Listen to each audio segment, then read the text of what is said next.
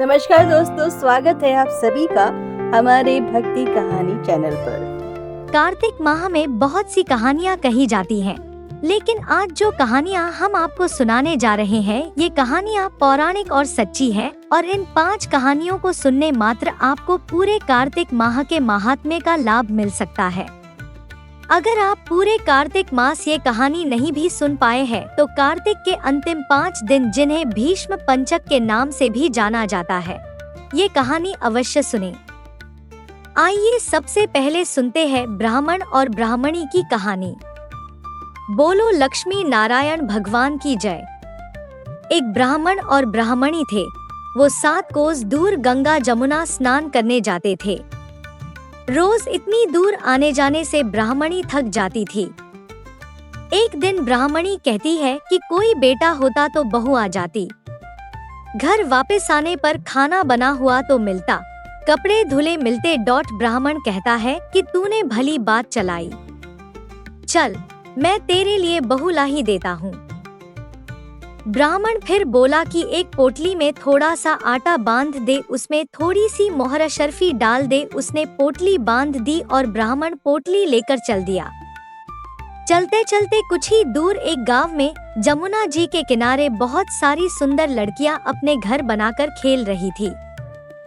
उनमें से एक लड़की बोलती है कि मैं तो अपना घर नहीं बिगाड़ूंगी, मुझे तो रहने के लिए ये घर चाहिए।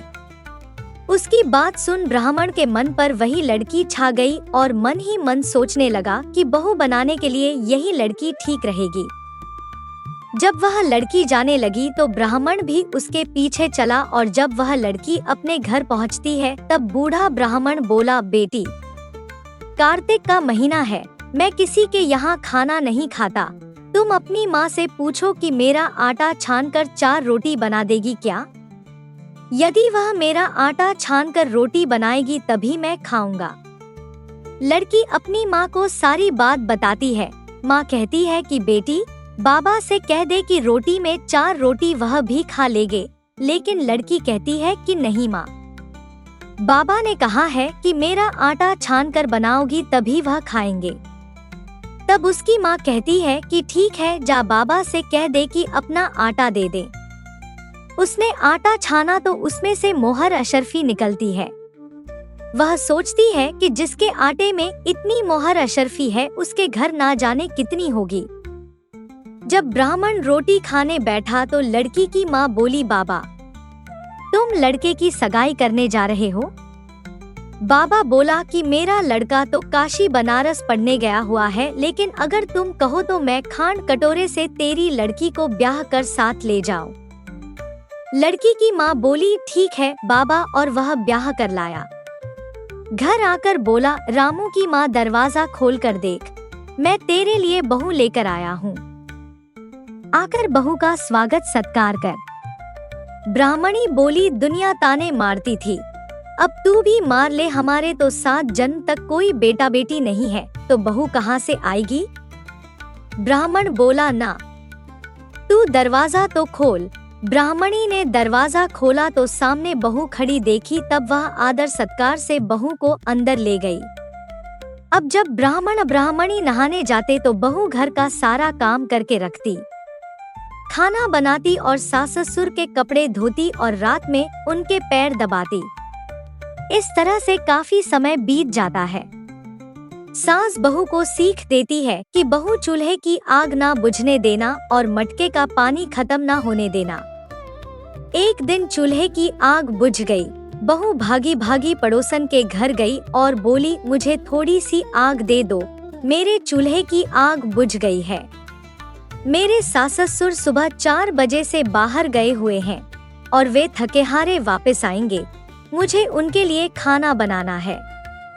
पड़ोसन कहती है, अरे तू तो बावली है, तुझे तो ये दोनों मिलकर पागल बना रहे हैं।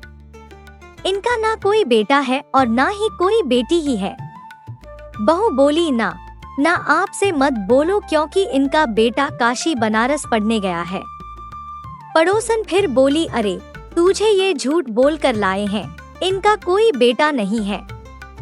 अब बहू पड़ोसन की बातों में आ गई और कहने लगी कि अब आप ही बताओ मैं क्या करूं। पड़ोसन कहने लगी, करना क्या है।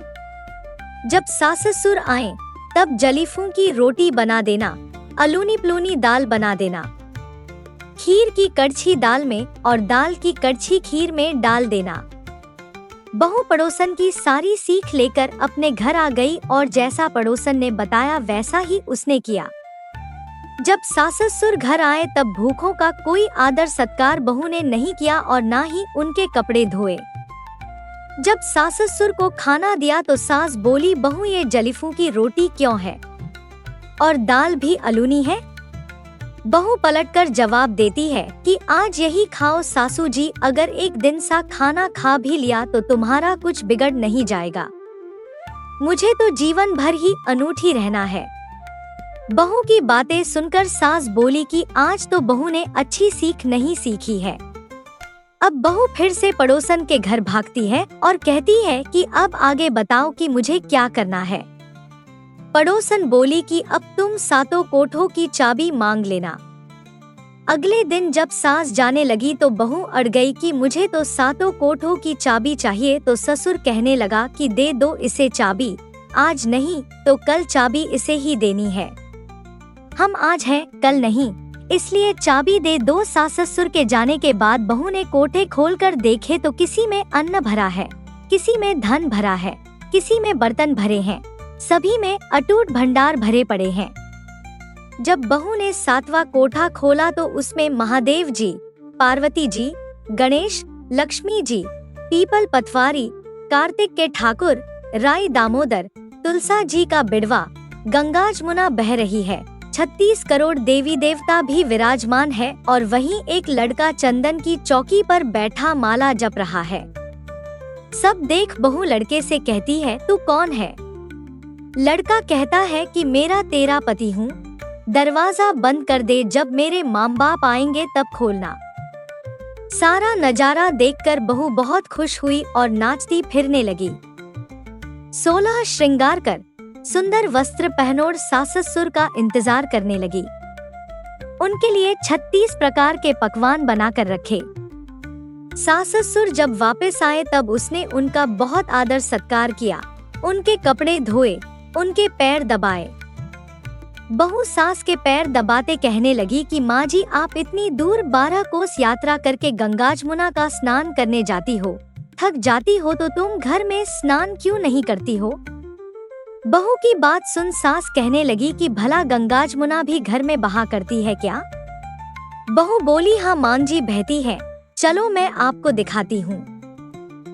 उसने 7वां कोठा खोलकर दिखाया तो उसमें गणेश, लक्ष्मी, महादेव, पार्वती, पीपल पतवारी माता लहरा रही है, तुलसा जी लहरा रही है, कार्तिक के ठाकुर, राई दामोदर, गंगा जमुना बह रही है, 36 करोड़ देवी देवता विराजमान है और वहीं तिलक लगाए चंदन की चौकी पर एक लड़का माला जप रहा है। माँ ने कहा कि तू कौन है? लड़का बोला, माँ मैं तेरा बेटा हूँ। बुढ़िया फिर बोली, तू कहाँ से आया है? लड़के ने कहा कि मुझे कार्तिक देवता ने भेजा है। बुढ़िया कहती है कि बेटा ये दुनिया कैसे जानेगी, कैसे जानेगा मेरा घर का धनी, क्या जानेंगी देवरानी जेठानी, क्या जानेगा मेरा अगड़ बगड़ पड़ोस की तू मेरा ही बेटा है।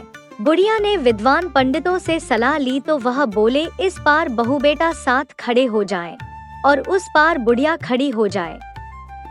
बुढ़िया ने चाम, चमड़ा की अंगिया, ब्लाउज पहनी हो, छाती में से दूध की धार निकले, बेटे की दाढ़ी मूंछ भीगे, पवन पानी से गठजोड़ा बंधे तो जब जाने कि यह बुढ़िया का ही बेटा है।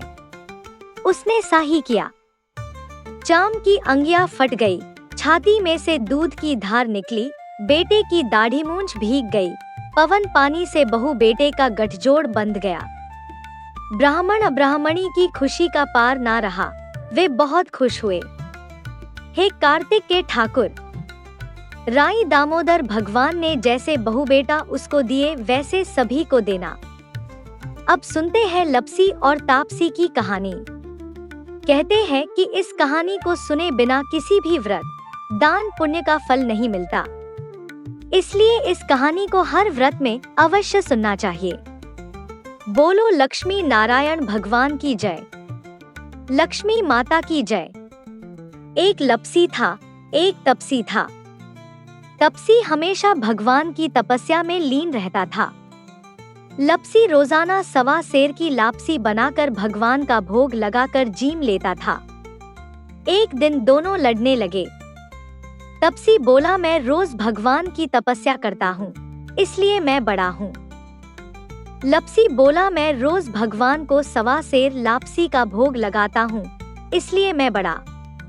नारद जी वहां से गुजर रहे थे। दोनों को लड़ता देखकर उनसे पूछा कि तुम क्यों लड़ रहे हो। तपसी ने खुद के बड़ा होने का कारण बताया और लपसी ने अपना कारण बताया। नारद जी बोले, तुम्हारा फैसला मैं कर दूंगा। दूसरे दिन लपसी और तपसी नहाकर अपनी रोज की भक्ति करने आए तो नारद जी ने छुपकर 1.25 करोड़ की एक एक अंगूठी उन दोनों के आगे रख दी। तपसी की नजर जब अंगूठी पर पड़ी तो उसने चुपचाप अंगूठी उठाकर अपने नीचे दबा ली। लपसी की नजर अंगूठी पर पड़ी लेकिन उसने ध्यान नहीं दिया, भगवान को भोग लगाकर लापसी खाने लगा। नारद जी सामने आए तो दोनों ने पूछा कि कौन बड़ा, तो नारद जी ने तपसी से खड़ा होने को कहा। वो खड़ा हुआ तो उसके नीचे दबी अंगूठी दिखाई पड़ी।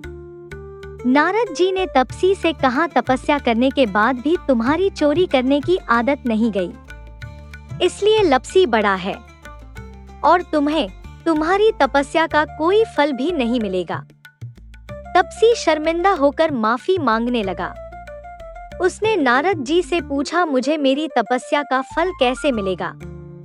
नारद जी ने कहा, यदि कोई गाय और कुत्ते की रोटी नहीं बनाएगा तो फल तुझे मिलेगा।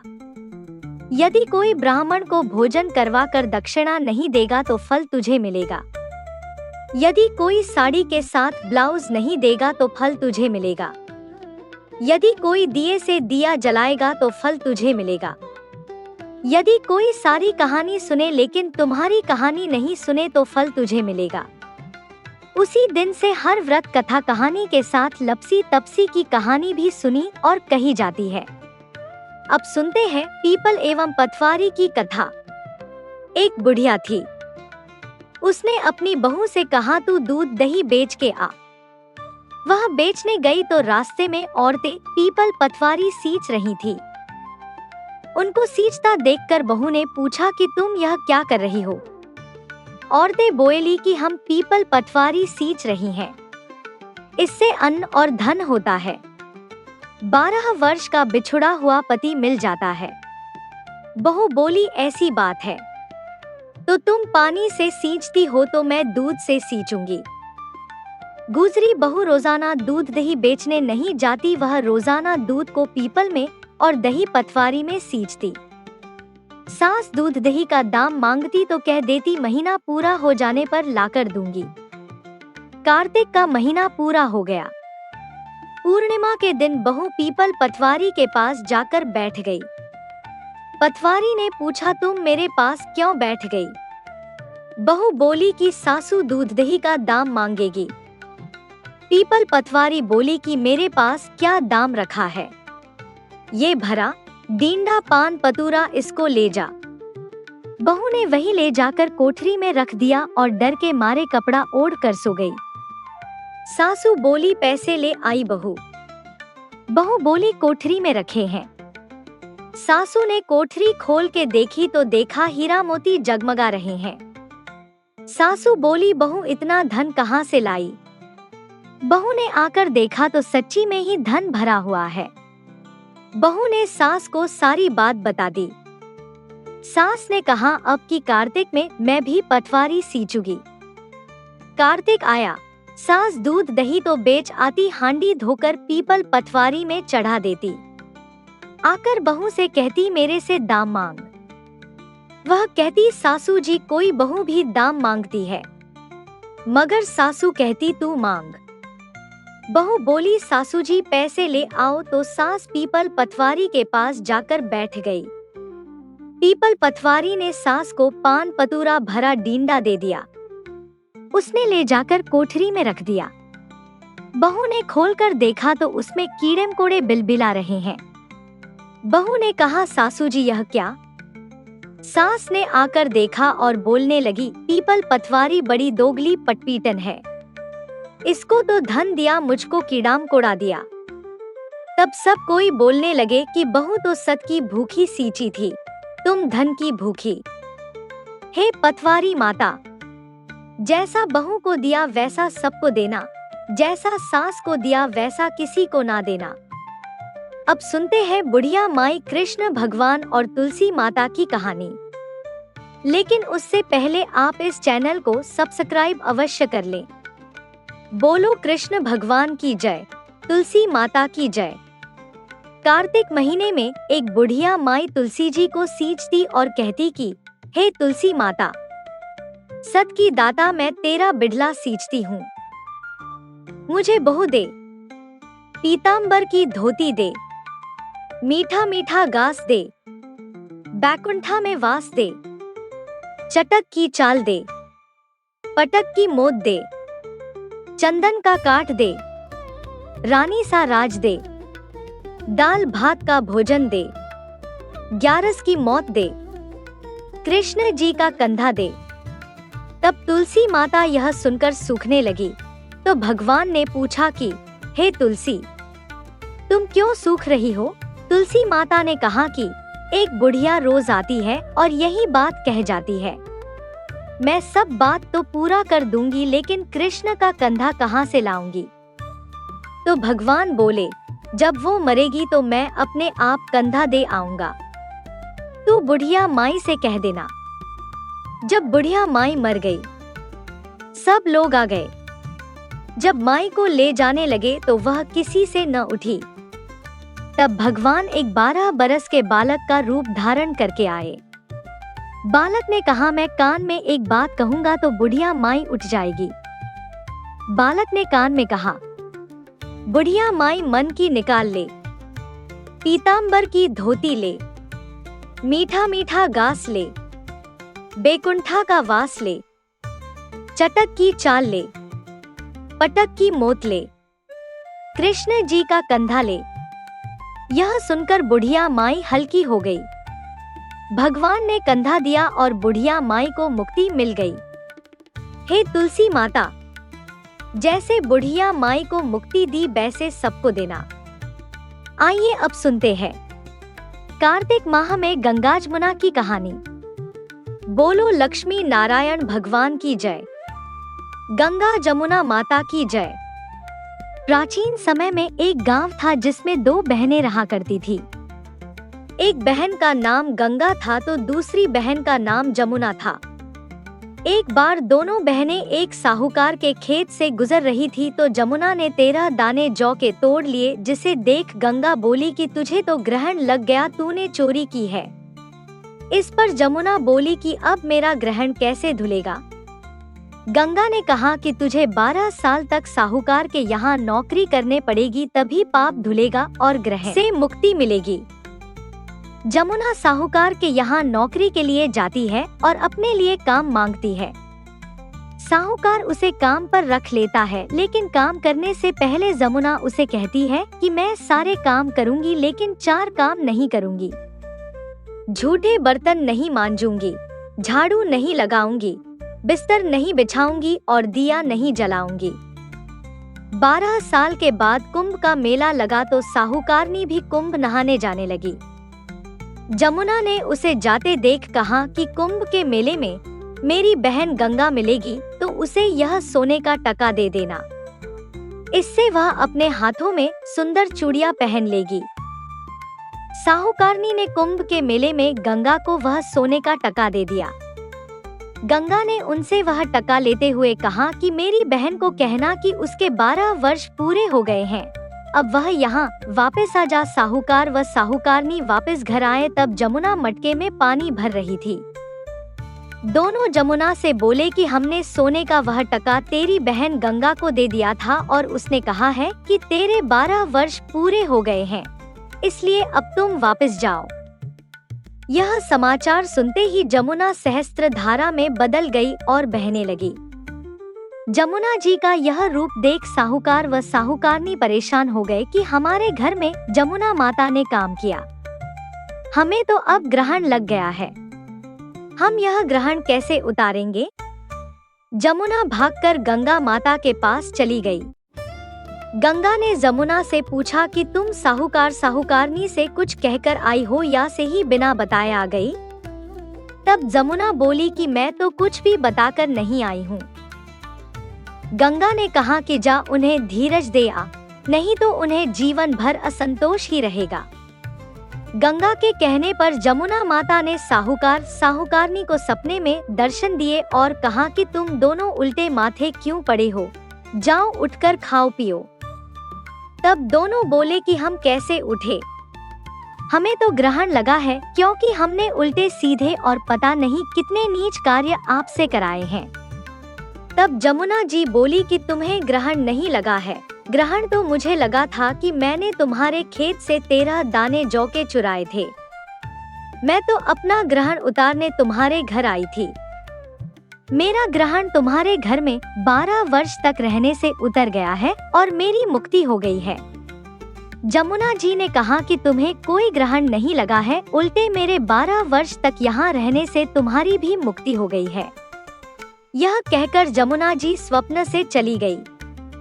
दोनों उठकर देखते हैं कि उनके घर में पहले से भी अधिक धन हो गया है। हे जमुना माता, जैसे आपने साहूकार व साहूकारनी की मुक्ति कराई वैसे ही आप अपने सभी भक्तों की करना। आइए अब सुनते हैं कार्तिक मास के भीष्म पंचक की कहानी, पंच भिक्षु की कहानी। बोलो लक्ष्मी नारायण भगवान की जय। किसी गांव में एक साहूकार था और उसका एक बेटा व बहू भी थे। बहू कार्तिक माह में रोज सवेरे उठकर गंगा स्नान के लिए जाती थी। सुबह जल्दी जाते समय वह किसी भी पराये पुरुष का मुंह नहीं देखती थी। एक राजा का बेटा भी सुबह सवेरे गंगा स्नान के लिए जाता था। वह हैरान होता कि मैं इतनी जल्दी उठता हूँ स्नान के लिए, लेकिन कोई है जो मुझसे भी जल्दी उठकर नहा लेता है। कार्तिक माह के 5 दिन बचे थे कि एक दिन साहूकार की बहू तो स्नान करके वापस जा रही थी और उस समय राजा का बेटा स्नान के लिए आ रहा था। आवाज सुनकर वह जल्दी जल्दी जाने लगी, लेकिन जल्दबाजी में उसकी माला मोजड़ी छूट गई। राजा के बेटे ने उसकी माला मोजड़ी उठा ली और सोचने लगा कि जिस स्त्री की यह माला मोजड़ी इतनी सुंदर है वह स्त्री कितनी सुंदर होगी। उसने पूरे गांव में मुनादी करवा दी कि जिसकी तह माला मोजड़ी है वह 5 रात मेरे पास आएगी। साहूकार के बेटे की बहू ने कहलवा दिया कि मैं 5 रात आऊंगी, लेकिन किसी को साख भरने बैठा देना। राजा के बेटे ने एक तोते को पिंजरे में बंद कर गंगा किनारे पेड़ पर टांग दिया। बहू सुबह के समय आई, पहली पैड़ी पर पैर रखा और बोली, हे कार्तिक के ठाकुर राई दामोदर, 5 पांडु, छठे नारायण भीखम राजा, उस पापी को नींद आ जाए। राजा के बेटे को नींद आ गई। बहू नहा धोकर चलने लगी तो तोते से बोली, सुवा सुवा, तेरे गल डालूंगी हीरा, मेरी साख भरियो वीरा। सुवा बोला कि कोई वीर भी साख भरता है क्या? वह फिर बोली, सुवा सुवा, सुबह तेरे पग घालूंगी नेवर, साख भरियो मेरे देवर। सुवा ने कहा, ठीक है भाभी, मैं तेरी साख रखूंगा। वह तो कहकर चली गई। राजा का बेटा हड़बड़ा कर उठा और सुवा से पूछा, सुवा सुवा वह आई थी, कैसी थी? सुवा बोला, आभा की सी बिजली, होली की सी झल, केला की सी कामिनी, गुलाब का सा रंग। अगले दिन राजा के बेटे ने सोचा कि आज मैं अपनी अंगुली में चीरा लगाऊंगा, इससे मुझे नींद नहीं आएगी। अगले दिन राजकुमार अंगुली चीर कर लेट गया। वह आई और भगवान से उसी तरह प्रार्थना करने लगी और राजकुमार को फिर नींद आ गई। वह स्नान करके फिर से वापस चली गई। सुबह राजकुमार ने तोते से फिर पूछा तो उसने वही सारी बातें दोहरा दी। अब राजकुमार बोला कि मैं आज रात में आँखों में मिर्ची डालकर बैठूंगा। रात में वह मिर्ची डालकर बैठ गया। बहू फिर आई और प्रार्थना की, जिससे उसे फिर से नींद आ गई। राजकुमार ने तोते से बहू के आने की बात पूछी। उसने फिर बता दी। राजकुमार अब फिर सोचने लगा कि आज मैं बिना बिस्तरे के ही बैठूंगा और रात को बिना बिस्तरे के बैठ गया। जब वह स्नान करने आई तो उसने फिर से भगवान से प्रार्थना की और राजकुमार को नींद आ गई। जब वह नहाकर जाने लगी तो आंख बंद करके चली गई। राजकुमार जब उठा तो वह जा चुकी थी। राजकुमार फिर सोच में पड़ गया और सोचने लगा कि आज मैं अंगीठी जलाकर बैठूंगा जिससे नींद नहीं आएगी। फिर वह रात को अंगीठी रखकर बैठ गया। साहूकार की बहू आई और वह भगवान से प्रार्थना करने लगी कि आपने 4 रातें तो निकाल ली, अब यह रात और निकाल दो। भगवान ने उसकी बात रख ली और राजकुमार को नींद आ गई। जब वह नहाकर जाने लगी तो तोते से बोली कि इस पापी को कह देना कि 5 रातें पूरी हो चुकी हैं। वह मेरे मोतियों की माला मेरे घर भिजवा दे। सुबह राजकुमार की आंख खुली तो उसने तोते से पूछा कि क्या वह आई थी, तो तोते ने कहा हाँ, वह आई थी और उसने अपनी माला मंगवाई है। यह सुन राजकुमार सोचने लगा कि वह तो सच्ची थी, तभी तो भगवान ने भी उसका सत्य रखा। कुछ समय के बाद राजकुमार को कोढ़ हो गया।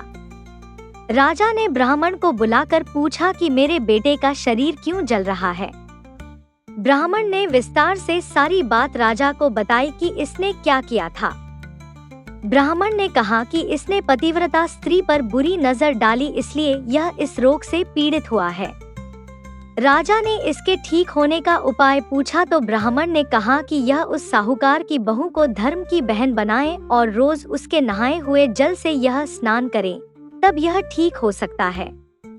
राजा साहूकार की बहू की माला लेकर साहूकार के घर गया और बोला कि यह माला आपकी पुत्रवधू की है, इसे ले और आपकी बहू के नहाए हुए जल से मेरे बेटे को नहला दे। साहूकार बोला कि वह तो किसी पराये पुरुष का मुंह तक नहीं देखती, आप उसे इस नाली पर बिठा दीजिए, जब वह ऊपर नहाएगी तब नीचे इस नाली के पानी से आपका पुत्र नहा लेगा। राजकुमार ने सा ही किया और कुछ समय बाद उसका शरीर चंदन सा हो गया। हे पंच भीखू देवता, जैसे आपने साहूकार की पुत्रवधू का सत्य रखा वैसे ही सभी का रखना। अक्कर 4 दिए की लौ। मैं तुझसे पूछूं श्री कृष्ण जी कब निस्तारा होए? जब आएगा कार्तिक का महीना तब निस्तारा होए। दोस्तों, अगर आपको ये वीडियो पसंद आई है तो आप प्लीज़ इसे लाइक और शेयर अवश्य कीजिएगा। अगर इस चैनल पर नए हैं तो इस चैनल को सब्सक्राइब करना ना भूलें।